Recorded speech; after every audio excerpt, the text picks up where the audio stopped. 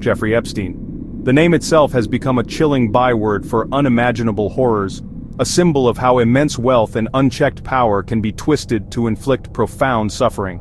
He was a man who moved in the highest echelons of society, a financier who cultivated an aura of mystique and influence, rubbing shoulders with presidents, princes, and captains of industry. Yet beneath this veneer of respectability lurked a predator of the most depraved kind. His story is not merely one of financial dealings or social climbing, it is a dark saga of systematic abuse, manipulation, and the exploitation of the vulnerable, particularly young girls who found themselves ensnared in his meticulously constructed web of deceit. The shockwaves from his crimes continue to reverberate, forcing a harsh look at the systems that allowed such atrocities to persist for so long. The sheer scale and audacity of Epstein's criminal enterprise are what make his case so profoundly disturbing, and frankly quite shocking to the conscience of any decent person. It wasn't an isolated incident or a momentary lapse in judgment, it was a calculated long-term operation designed to procure and abuse underage girls. He transformed his immense fortune not into a force for good, but into a tool for predation, creating environments where his victims felt utterly trapped and powerless. The accounts that have emerged paint a harrowing picture of psychological torture, sexual violence, and the cynical exploitation of youthful innocence. Understanding Epstein requires us to confront the uncomfortable truth that monsters can indeed wear the guise of sophistication and charm, operating in plain sight, while committing unspeakable acts. His actions have left an indelible scar on countless lives, and the questions surrounding his operations, his network, and the full extent of his influence continue to demand answers. The crimes are shocking, not only for their inherent brutality, but also for the way they expose the vulnerabilities within our societal structures, the ease with which power can corrupt, the way influence can seemingly buy silence or leniency, and the profound courage it takes for victims to step forward from the shadows.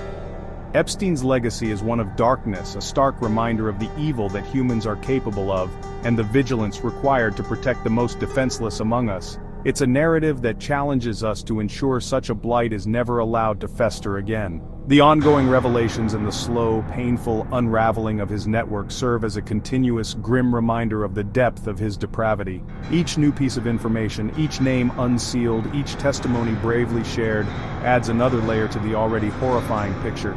It's a story that has gripped the world, not for any salacious appeal, but because it touches upon fundamental issues of justice, accountability, and the protection of children. The shock is compounded by the realization that these were not crimes committed in some far-flung, lawless land, but within the supposed safeguards of developed nations, facilitated by a network that spanned continents and social strata. It forces us to ask, how did this happen, and how can we prevent it from ever happening again, hey?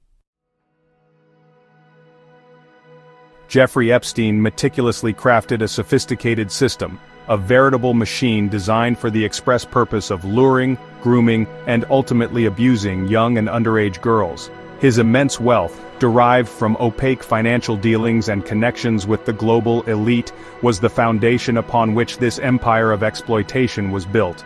Money was not just a means to a lavish lifestyle for Epstein, it was a weapon. He used it to create an illusion of legitimacy, to buy access, to silence potential threats, and to dangle irresistible opportunities before unsuspecting young women, many of whom came from disadvantaged backgrounds, making them particularly vulnerable to his predatory tactics and promises of a better life or career advancement. His private island, Little St. James in the United States Virgin Islands, became the notorious epicenter of much of this abuse. A secluded fortress where he could operate with a chilling degree of impunity. But his reach extended far beyond its shores, with properties in Manhattan, Palm Beach, Paris, and New Mexico also serving as stages for his crimes. Furthermore, Epstein actively cultivated relationships with some of the world's most famous and powerful individuals. These connections, whether they involved direct complicity or merely lent him an air of untouchability, formed a crucial part of his operational security. The presence of well-known figures, even if they were not involved in the abuse themselves, could intimidate victims and create an environment where questioning Epstein's activities seemed unthinkable. The network he built was not solely reliant on his personal actions. It involved a cabal of enablers and facilitators who played various roles in perpetuating the cycle of abuse. From recruiters who sought out vulnerable girls to staff who allegedly turned a blind eye or actively participated, this support system was integral to the longevity and scale of his operations. Ghislaine Maxwell, his longtime associate and former girlfriend, stands out as a key figure in this network, accused and later convicted of grooming and trafficking girls for Epstein. This intricate web of complicity made it incredibly difficult for victims to find a way out or to be believed, as they were often up against not just one man but an entire system designed to protect him and his secrets. The careful construction of this network demonstrates a chilling level of premeditation and a profound understanding of how to exploit societal structures and human vulnerabilities. Epstein didn't just stumble into these crimes, he engineered a reality where he was the puppet master, pulling strings of influence, money, and fear. He leveraged the allure of his luxurious lifestyle, private jets, opulent homes, and access to the rich and famous as bait. For many young girls, an invitation into Epstein's world might have initially seemed like a dream come true, a chance to escape mundane realities or to gain a foothold in competitive industries. It was only once they were ensnared that the dream would curdle into an inescapable nightmare: shame. Little St. James, the idyllic-sounding private island owned by Jeffrey Epstein in the United States Virgin Islands, was, in reality, a meticulously designed prison for the young girls he lured there. Its very geography contributed to its sinister purpose. Located about 2 miles off the coast of St. Thomas, the 72-acre cay was accessible primarily by Epstein's private helicopters or boats, making any thought of unaided escape a near impossibility for his victims. This isolation was not accidental. It was a calculated element of his control, ensuring that those brought to the island were cut off from the outside world, from potential help, and from any familiar support systems. The beauty of the tropical paradise belied the horrors that unfolded within its confines, a place locals chillingly dubbed Pedophile Island. Victim testimonies paint a harrowing picture of life, or rather, survival on Little St. James. One survivor recounted how Epstein would fly young women and underage girls to St. Thomas on his private jet, the infamous Lolita Express, and then they would be ferried to the island by helicopter. Once there, escape was a terrifying prospect. Imagine being a teenager, trapped on an island controlled by a powerful, wealthy man with no easy way to contact the outside world or flee. The psychological torment of such isolation, compounded by the abuse itself, is difficult to fathom. One brave young woman, merely 15 years old at the time, reportedly attempted a desperate escape by trying to swim away, a testament to the sheer terror and hopelessness that permeated the island's atmosphere. The control Epstein exerted on Little St. James was absolute. Authorities were reportedly often denied entry, further cementing its status as a lawless fiefdom. Inside his main residence, the environment was allegedly one of constant surveillance and fear. One victim shared a chilling account with CBS News, describing how Epstein raped her in his office on St. Thomas before trapping her in his island bedroom, where he ominously kept a gun by the bed. Such details underscore the grave danger victims faced, and the immense courage it took for any to even contemplate resistance or escape. The island wasn't just a luxurious retreat for Epstein, it was a purpose-built facility for committing and concealing his heinous crimes against children. The psychological impact of being trapped in such a remote and controlled environment cannot be overstated. Victims were not only physically isolated but also emotionally and mentally manipulated, often made to feel that they had no recourse, no one to turn to, and that Epstein was all-powerful. The very air of the island seemed to breathe his dominance. The fact that he could operate such a den of abuse with such impunity for so long speaks volumes about the power he wielded and the fear he instilled. Little St. James was more than just property. It was a carefully chosen stage for his predatory theater, a place where the turquoise waters and swaying palm trees masked a truly dark and disturbing reality. The stories of those who survived Jeffrey Epstein's abuse are profoundly harrowing, each one a testament to incredible resilience in the face of unimaginable trauma. These are not abstract accounts. They are the lived experiences of young girls whose innocence was systematically stolen. Lisa Phillips, a former model, bravely shared her ordeal on the From Now On podcast in October 2024. She recounted being lured to Little St. James under the pretense of a massage, an encounter that quickly escalated into sexual assault. Her story highlights Epstein's manipulative grooming process, the gradual escalation of abuse, and the terrifying isolation that victims endured on his island, far from any hope of immediate rescue or intervention from the outside world. Another chilling narrative emerged from the unsealed Florida grand jury records, released in 2024 after Governor Ron DeSantis signed a new law. These documents detailed how the initial investigation into Epstein in the 2000s began, after a high school altercation led authorities to a 16-year-old girl. She had $300 given to her by Epstein, and testified about being instructed to lie about her age and being sexually abused by him. This girl's experience was, tragically, not unique. The records laid bare a pattern of predation, with Circuit Judge Luis Delgado describing Epstein as a notorious and serial pedophile, and warning about the sexually deviant, disgusting and criminal nature of the information contained within. Johanna Sjoberg, another accuser, provided testimony that implicated not only Epstein, but also hinted at the disturbing attitudes of those within his powerful circle. She claimed that Epstein once told her, in reference to former United States President Bill Clinton, that Clinton likes them young, referring to girls. While Clinton himself has not been accused of any wrongdoing in relation to Epstein's sex crimes, and has denied visiting Little St. James, such statements, if true, paint a deeply unsettling picture of the environment Epstein cultivated, and the casual cruelty with which young lives were discussed and devalued. These statements, recorded in legal documents, offer a glimpse into the mindset that enabled such widespread abuse. These personal accounts, and many others like them, are crucial in understanding the true human cost of Epstein's crimes. They move the narrative beyond legal jargon and sensational headlines, grounding it in the painful reality of shattered lives and enduring trauma. Each story of a girl being coerced, manipulated and abused serves as a stark reminder of Epstein's calculated cruelty. The courage of these survivors in coming forward, often years or even decades after the abuse, is immense.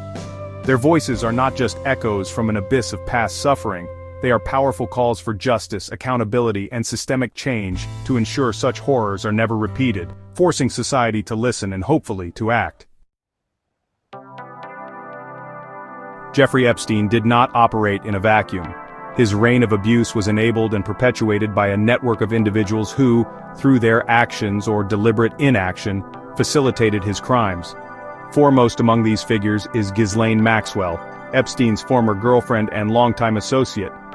Maxwell was far more than a mere companion. She was convicted in 2022 for her pivotal role in the sex trafficking ring, specifically for actively working with Epstein to groom, recruit, and sexually abuse underage girls. Her conviction and subsequent 20-year prison sentence underscored the critical part she played in luring victims into Epstein's orbit, often using her social standing and, seemingly benign demeanor to gain their trust before delivering them into his predatory hands. Maxwell's involvement was insidious. Survivors have described her as the friendly, reassuring face that initially drew them in, making Epstein's world seem less threatening. She allegedly coached girls on what to say and do, managed logistics, and was present during some of the abuse, effectively acting as Epstein's chief procurer and enabler.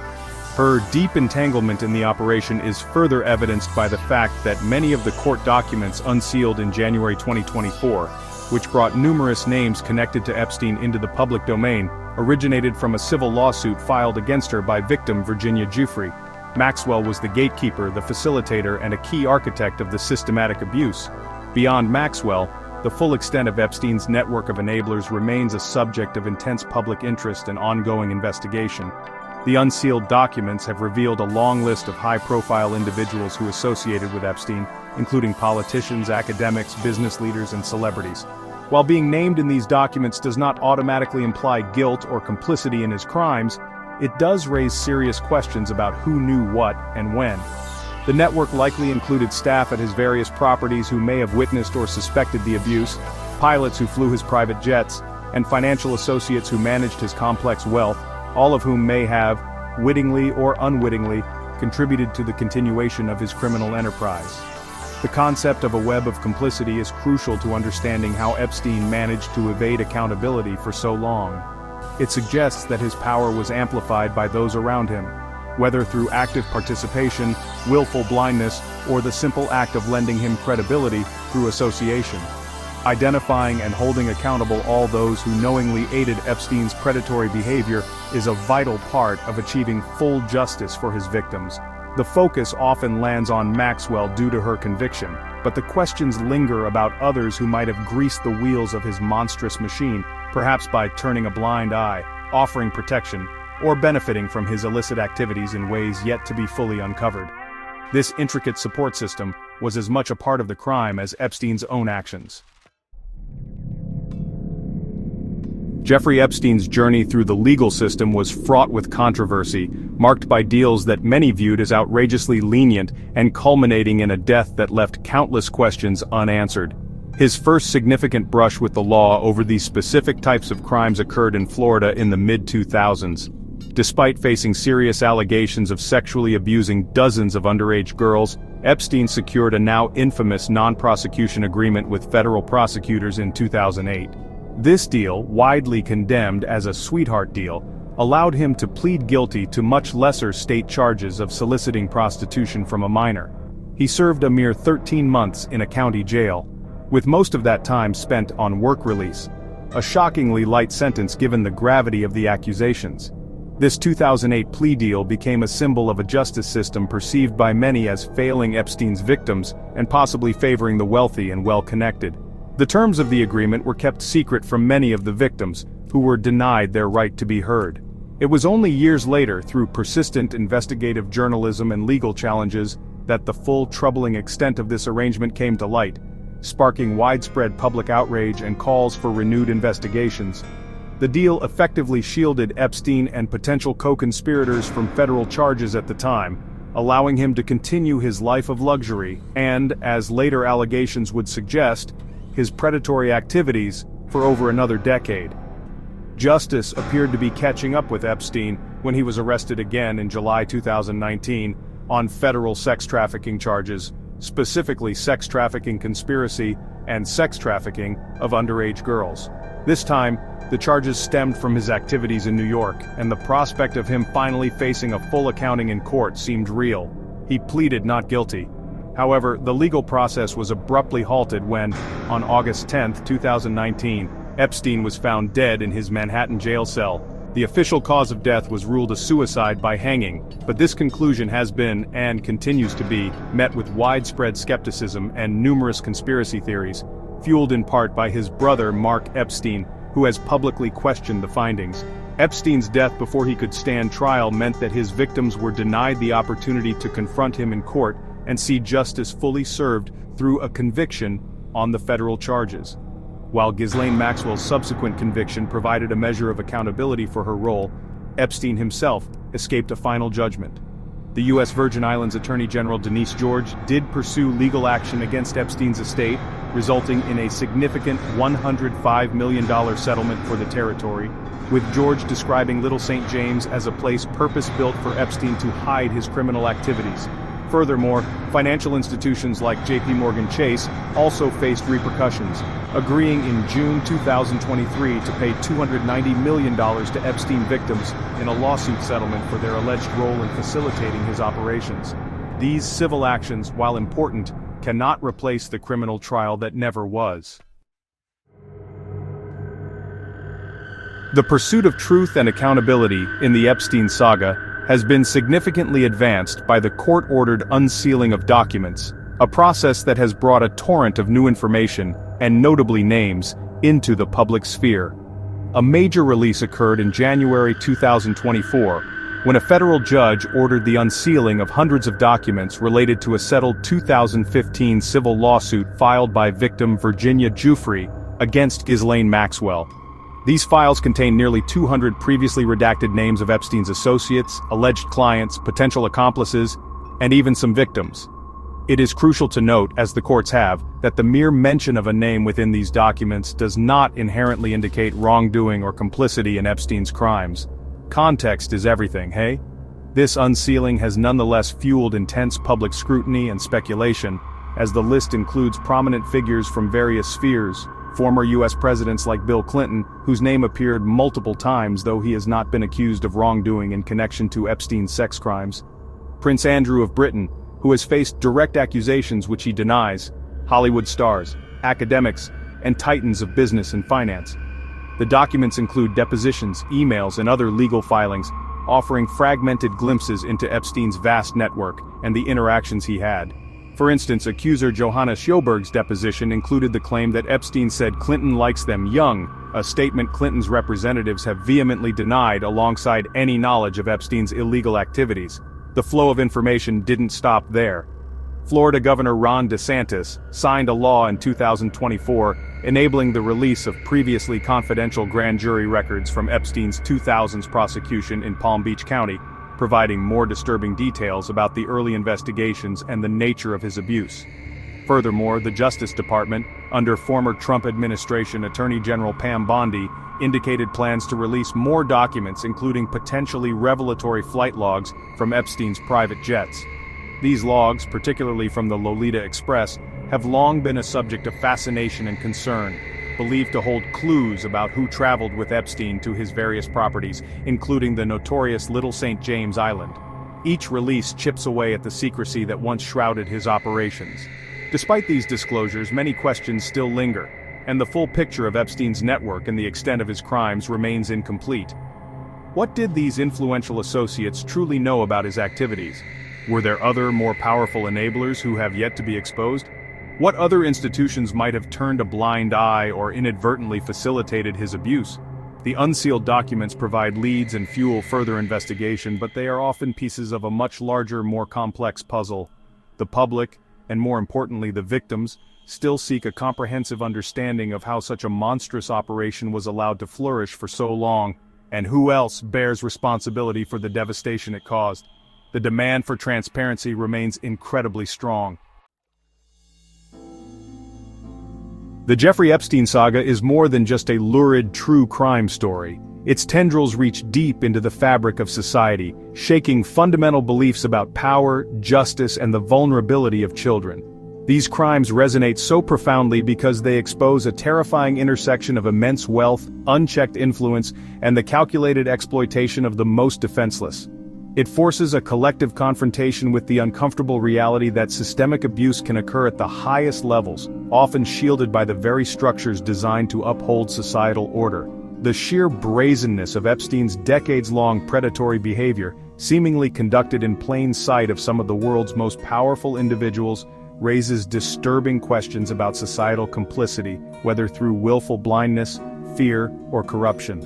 One of the most significant implications is the harsh light it shines on the concept of a two-tiered justice system. Epstein's initial lenient plea deal in Florida in 2008, despite overwhelming evidence of widespread abuse of minors, became a glaring example of how wealth and connections could, seemingly, buy a different, more favorable brand of justice. This perception erodes public trust in legal institutions and fuels cynicism about equality before the law. The case underscores the urgent need for reforms that ensure accountability for perpetrators regardless of their status or resources, and that prioritize the rights and voices of victims who were so egregiously failed in the early stages of Epstein's legal battles. Furthermore, Epstein's crimes have forced a broader societal conversation about consent, grooming, and the insidious nature of sexual exploitation, particularly concerning minors. His methods involved sophisticated manipulation, preying on youthful aspirations, economic hardship, and emotional vulnerabilities. This highlights the critical need for better education and awareness about how predators operate, and for stronger support systems for young people who might find themselves in coercive situations. The story serves as a grim reminder that predators don't always fit a stereotypical mold. They can be charismatic, intelligent, and deeply embedded within respectable circles, making their detection and prosecution all the more challenging. It demands a societal shift towards believing victims and dismantling the cultures of silence that protect abusers. The unanswered questions surrounding Epstein's death, the full list of his enablers, and the precise nature of his relationships with influential figures continue to fuel a sense of unease and a demand for greater transparency. Did his connections provide him with a shield for so long? How deeply did his influence penetrate institutions that should have stopped him? These are not just questions for investigators. They are societal questions that challenge us to examine the dynamics of power and privilege. The Epstein case is a painful lesson, a stark warning about the dark potential that exists when power is concentrated and accountability is absent. It calls for eternal vigilance and a commitment to ensuring that such a sprawling network of abuse can never again take root and flourish. The horrifying chapter of Jeffrey Epstein's crimes may have seen some legal conclusions with his death and Ghislaine Maxwell's conviction, but the story is far from over.